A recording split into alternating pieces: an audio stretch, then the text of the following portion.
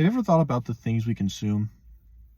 When I mean consume, I mean media, whether that be TikTok reels, Instagram in general, Facebook posts, YouTube, TV shows, movies, music, and how much it impacts and affects our lives.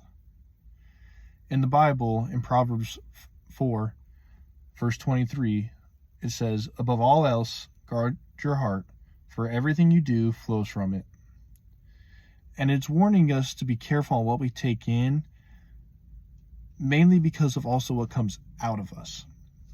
We're taking in movies that have rougher scenes, when we're watching TV shows that send out impure messages, when we're consuming media that goes against what our beliefs say, it could affect us outwardly negatively.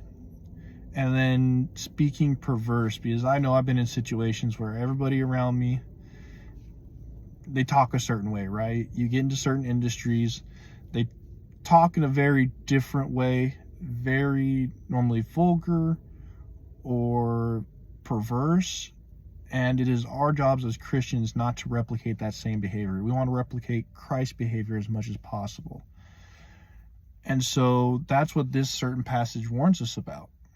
And especially if you're new to the faith, I understand it's a little harder to control. That is, at one point, I was new to the faith, and it was very tough for me to make the transitions over from doing the stuff I used to do to now being able to be in more control of that, and now turning away from sin. And the Bible tells us to flee from sin multiple times. So if there's anything tempting you, it is just better off to stay away from it than to be around it in the first place.